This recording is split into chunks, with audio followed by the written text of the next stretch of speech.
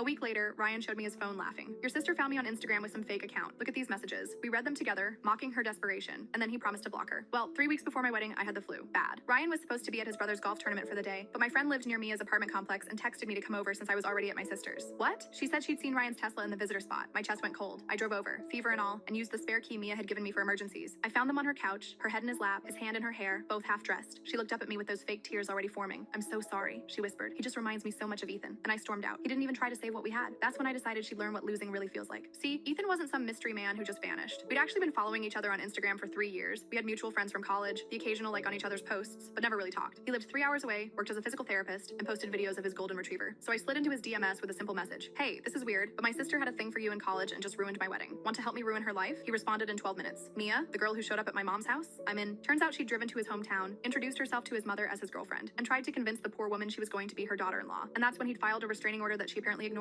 We texted back and forth for a few days, sharing our Mia horror stories, until he suggested meeting in person. We met for coffee the next week. He was actually charming, tall, genuine smile, and remembered my favorite coffee order from our chats. The plan wrote itself. I started posting subtle photos, his dog at the park near my apartment, a physical therapy book on my coffee table, his specific watch barely visible in a mirror selfie. Never his face, never together, but just enough to make Mia spiral. She called me 47 times the first day, texted paragraphs about betrayal, about sisters' bonds, about how I didn't understand true love. I responded once. Now I do. The wedding was off, obviously. Ryan tried explaining how Mia had pursued him aggressively, how she'd said I was planning to leave him anyway. I sent him one text. Funny how you went from laughing at her to screwing her. And then I blocked him everywhere. But Ethan and I, we kept it going. Real dates, real conversations, real chemistry I hadn't expected. He came to Christmas dinner at my parents' house. Mia locked herself in the bathroom for 3 hours, screaming about stolen soulmates. Mom finally asked her to leave when she threw the gravy boat at Ethan's head. These days, Mia posts cryptic quotes about surviving betrayal. Ethan and I just celebrated 6 months together with a weekend trip to his family's cabin where she'd apparently showed up uninvited 2 years ago. We sent her a postcard.